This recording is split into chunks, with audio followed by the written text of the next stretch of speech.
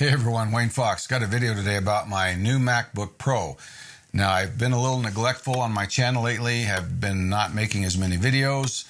Part of the reason, or the main reason, is I got married last summer and I've been a little busy traveling and doing some things and enjoying life itself with my new wife. She's amazing. And now things are settling down a little bit and she's been encouraging me to get back into it. So here we go, back into videos again. Probably not as many as I've made in the past, but I'll try to be a little bit more mindful of my channel and keep doing them. Anyway, wanted to talk a little bit about the new MacBook Pro. A lot of hype about Apple Silicon, and my approach is a little different. I'm not really going to break down a lot of speed tests. If you want to see that, go to Max Tech. Amazing stuff. I'll put a link to one of his videos up there. He breaks it down. There's others that do it as well. From my perspective, I thought I'd mention why I decided to try it and give you some perspective on how useful it might be for you as a laptop computer. So let me go back a little bit and explain kind of where I'm coming from real quickly. I had a 2013 Mac Pro, and of course I had a MacBook Pro at the time. And around 2015, 2016, they made the change. And about 2017, when I bought that MacBook Pro, I realized that the MacBook Pro was probably as fast as that 2013 Mac Pro. That was the small round one. When I bought the 2018 MacBook Pro, I think it was, I decided I didn't need the Mac Pro anymore, and I was going to go back to one computer, both for a laptop as well as a desktop replacement, if you will. And that was great until 2020 when they came out with a new Mac Pro. And once I read the specs on that, I wasn't going to get one because I thought I was pretty happy. But then I read what this did with compressing video. And I decided a lot of times, I'm waiting 20, 30, 40 minutes to compress a video with a laptop. And I decided to go ahead and buy a Mac Pro in 2020. This is the 12-core, 96 gigabyte of RAM version that I bought. No afterburner card in it, which does help with some things. And that was great. Well, then I realized I didn't need a large laptop anymore. And I thought, well, maybe a small laptop for travel would be nice. When they came out with the 13 M1 MacBook Pro, I wanted to try it. I was curious about this Apple Silicon thing. And I did a review on that and compared it, and it actually does quite well for what it is. But there's a couple of problems with it. One, it only has one Thunderbolt port, and that makes it hard to expand, hard to drive more than one display. I have two 30-inch displays here. And two, for me, the 13-inch screen is just too small. By the time I make the pixel size small enough, I have good real estate on it.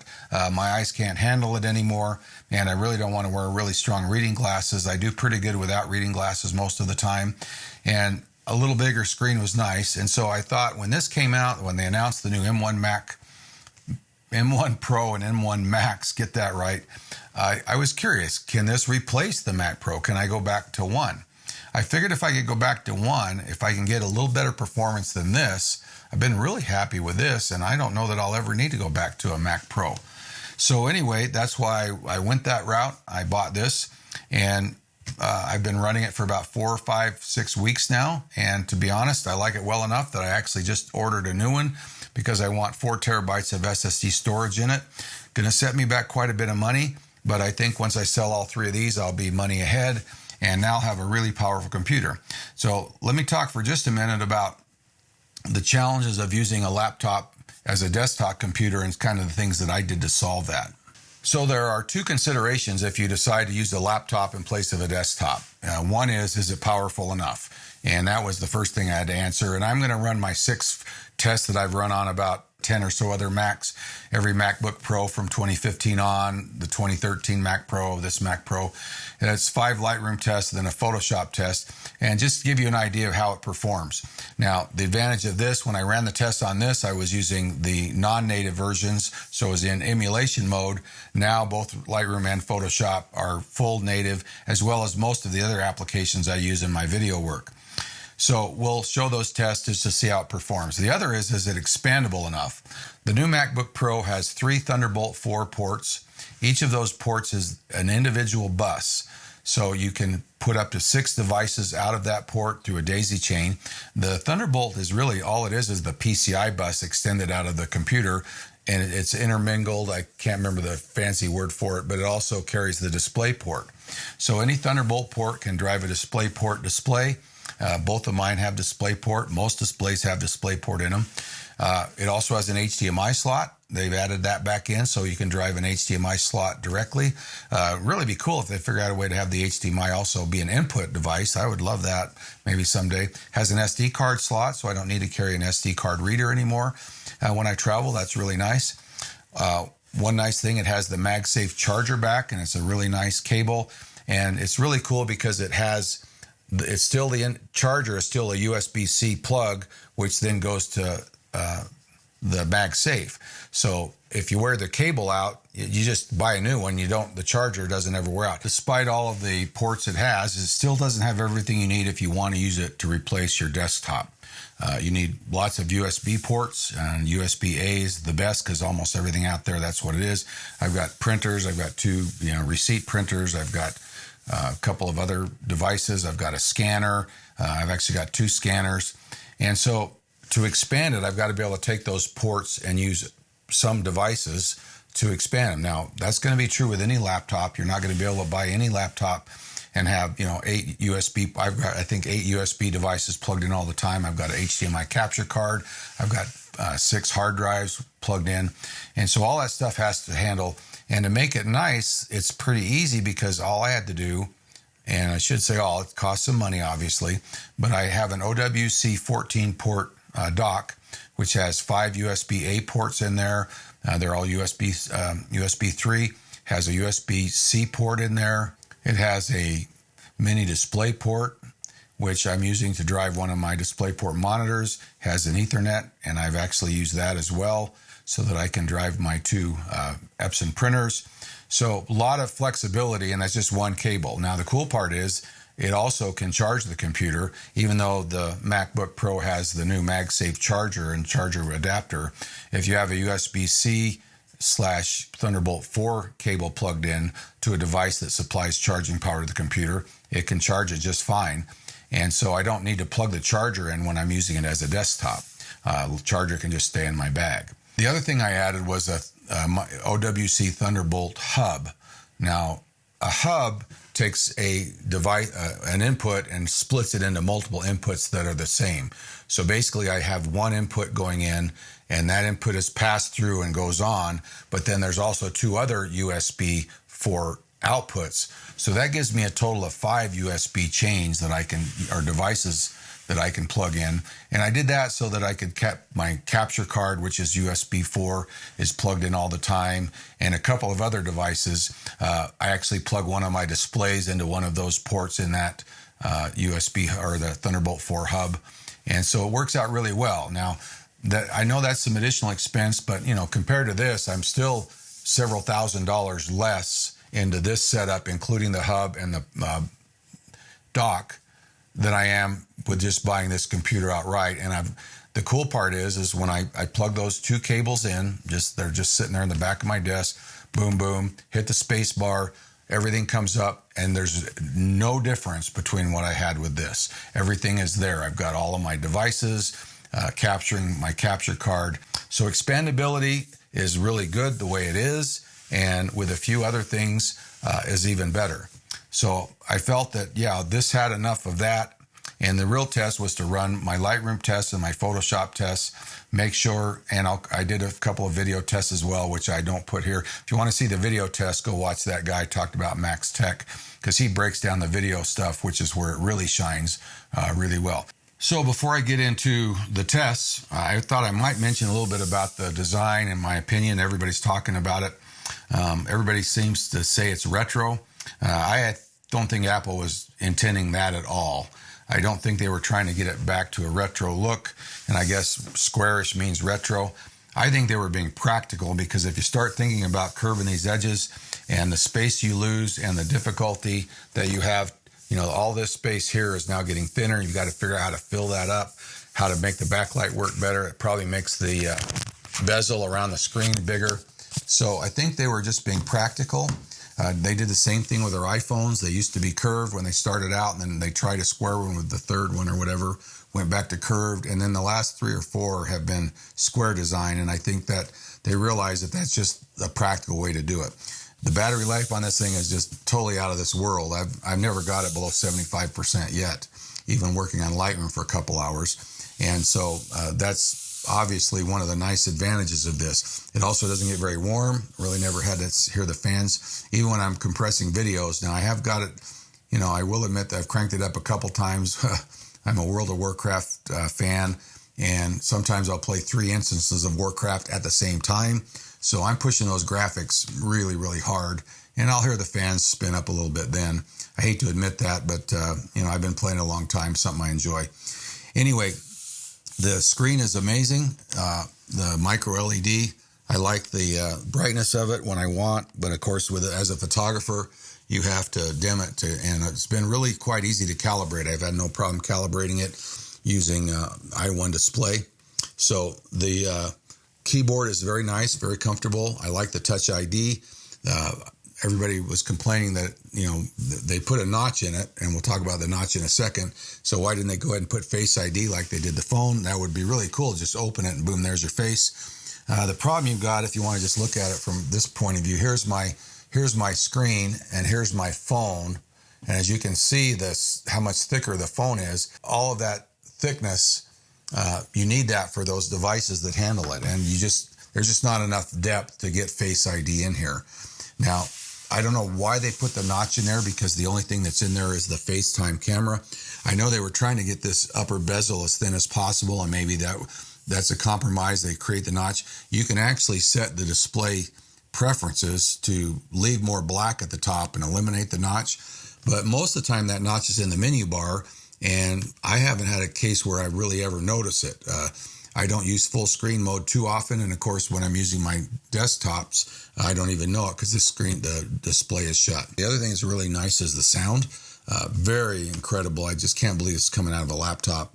As good as my USB speaker that I carry around, or close enough that I'm probably not going to carry that anymore.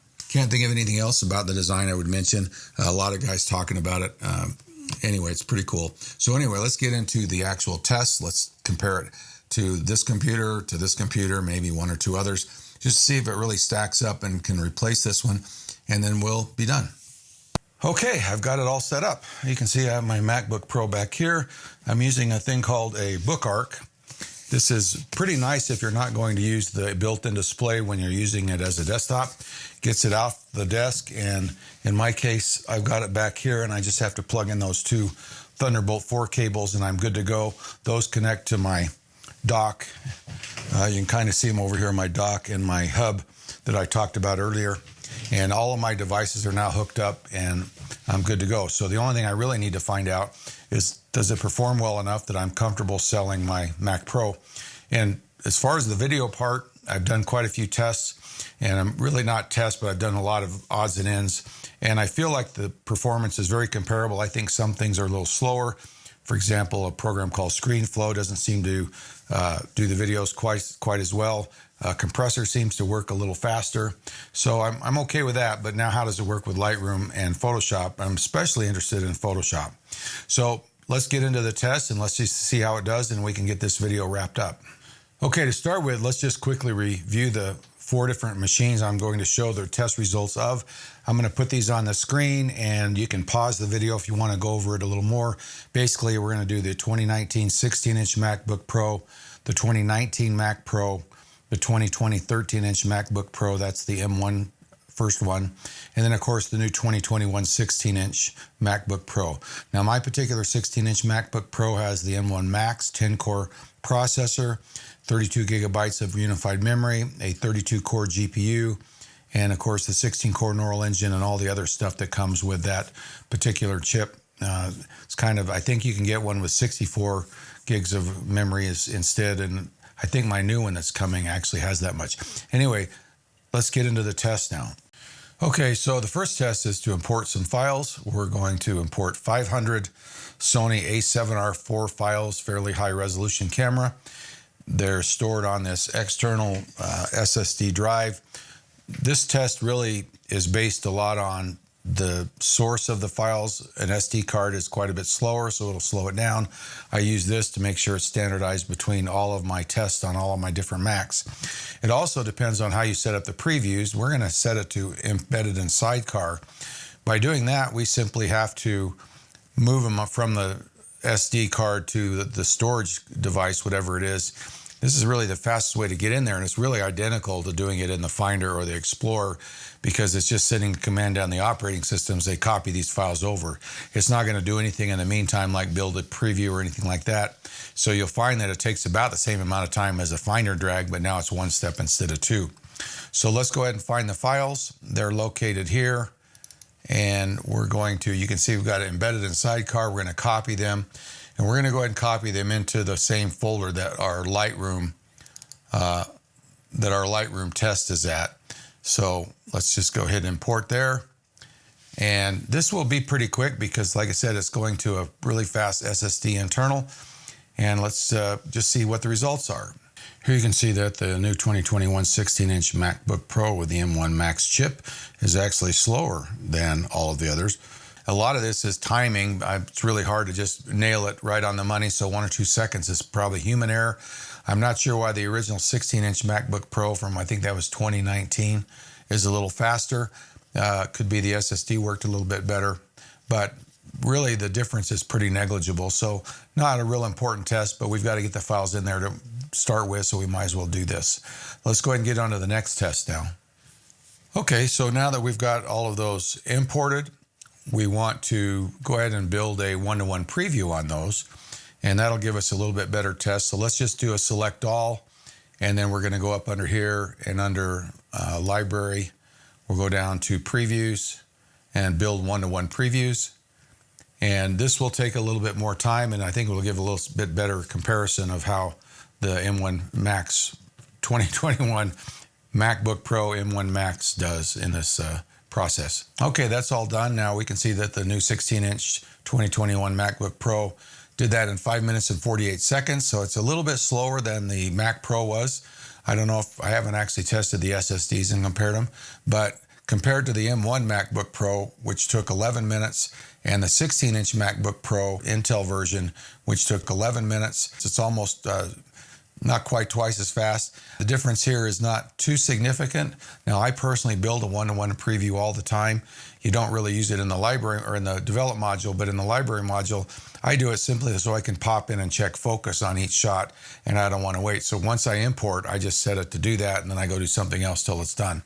So anyway, that's the second test. Let's get on to the third one. So for this next test, we're going to actually export all of those files. Now, none of these files except the first one have any modifications to it.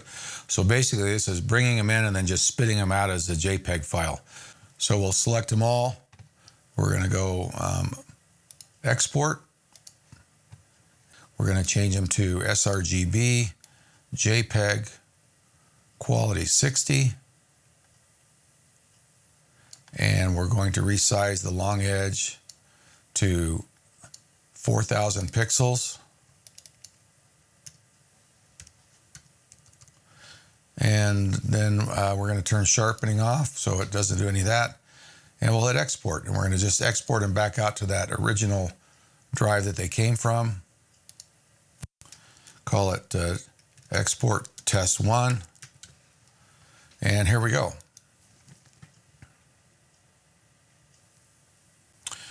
And that's all done. So here are the results. As you can see, the new 2021 16-inch MacBook Pro did it in 5 minutes and 23 seconds. So again, a little bit slower than my old Mac Pro, which was 4 minutes and 48 seconds, but substantially faster than the 2020 M1 MacBook Pro, which took over 10 minutes, and also the 16-inch Intel MacBook Pro 2019, which took over 10 minutes as well. So much quicker at exporting the files that haven't been modified at all. Okay, so now what I'm going to do is apply a bunch of corrections to all of the files. You'll see in this first file, I've applied some global changes. I've applied a bunch of random dust spots. And then I've also applied a couple of graduated filters.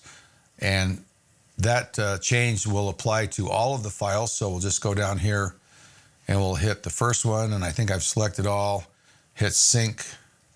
And we're just going to go check all and synchronize. And that shouldn't take too long. So now if we look at any individual file, we'll see that it has all those same settings. Okay, there we go. So now we're going to export those. Let's go back to the library module. And let's go file export. And all the settings are the same.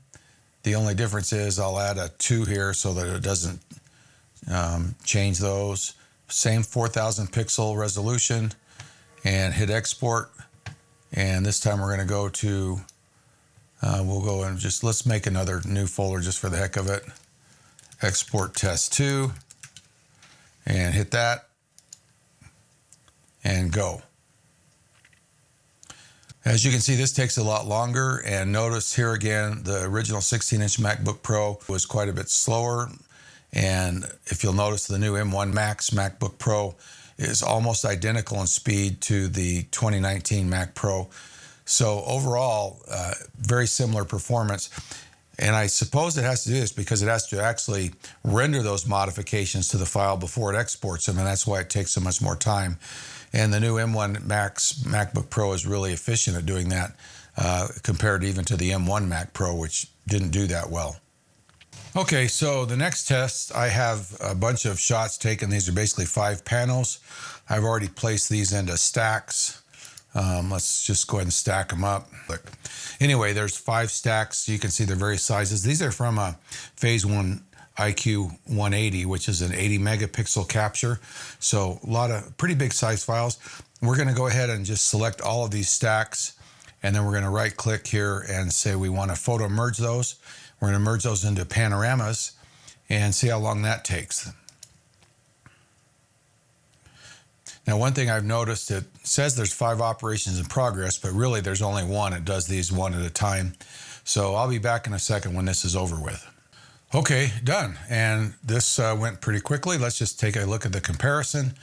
As you can see, the new 2021 16-inch MacBook Pro took 6 minutes and 12 seconds. So it took about 8 seconds longer than my 12-core Mac Pro did, substantially faster than the 2020 M1 MacBook Pro, and I think that's because it was running in the emulation mode and Lightroom is now native. I think that's part of the reason. Not a lot faster than the 16-inch MacBook Pro. This process doesn't seem to gain a lot of advantage from multiple cores. And I've noticed over the years that I've done this test, there's not a lot of speed advantage on most of the machines because it really doesn't utilize the cores very well if you watch the core utilization. So we didn't see a lot of gain.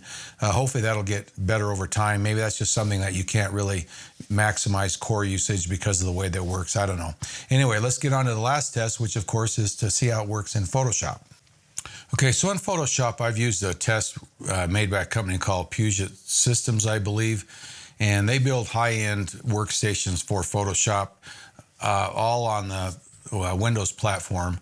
But the test runs equally well, and they've actually compared their machines to a lot of the Macs over the years. And to do this, I have to do it a little bit different way. I have to actually run the script directly. This is a JavaScript. So let's go here. We're going to go Browse. We're going to locate that script, which is this one right here. And we're going to start that. It tells us it takes a while to run. We'll start timing that, hit go. And now this runs a series of, I think, 21 tests, and it runs through those 3 different times. It does things like resizing, distorting. As you can see, this is loop 1, test 3 of 21. It's doing some rotation, magic wand selection. Let's just go ahead and take a look at the results when it's finished. Okay, so we've run the test. Let's take a look at the results. One thing I should mention, and it's a little deceiving, when you run these benchmarks, you're looking for things that might show a difference where you're trying to see if one processor is more efficient than the other. But in the actual real-world use of a program like Photoshop, most of the time, you're not running 21, sharpens, blurs, et cetera, in a row. You're using things which, as long as they don't lag, you're fine with, and you really won't see a difference. So the overall difference in doing a task might not amount to as much, but it does show you that with these tests, the processor is faster, more efficient, which means overall it's going to be a faster, efficient machine if that be the case. Now, this particular test, if we look at the difference between the two, the 2019 Mac Pro scored a 808 as an extended score versus 1431. Now, this is in reference to a machine what they built, I think, in 2019. One problem I've got with the Puget Systems is I've got 2 versions of their script, and I get a different result with each version, which, of course, shouldn't happen.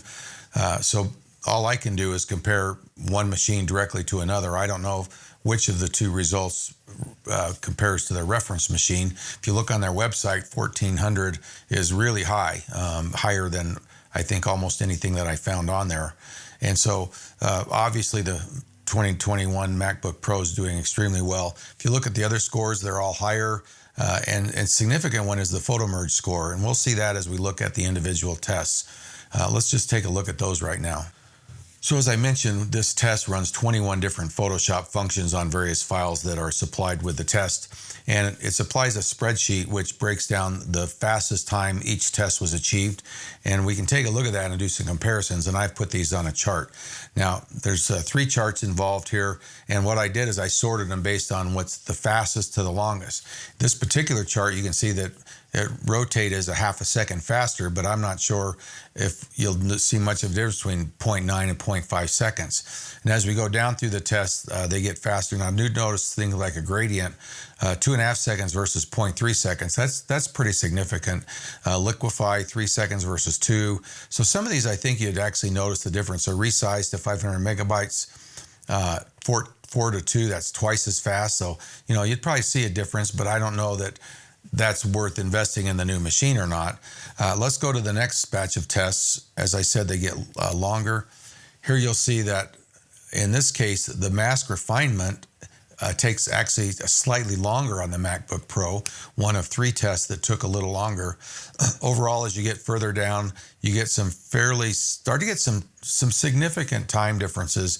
Adaptive wide angle filter, 14 to 9. So you're saving 4, 5, 6 seconds on a lot of these tests. Lens correction, which sometimes I use, 13 to 7.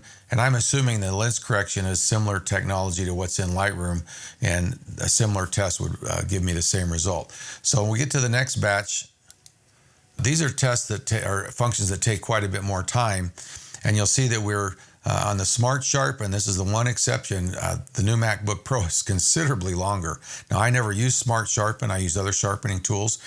I can only imagine that there's something about the M1 optimization that they still need to do to get that resolved. I don't know why it would take nearly twice or over twice as long, but everything else is significantly shorter. Look at the photo merge, especially 97 versus 40 seconds and 127 versus 56, less than half the time to do a photo merge.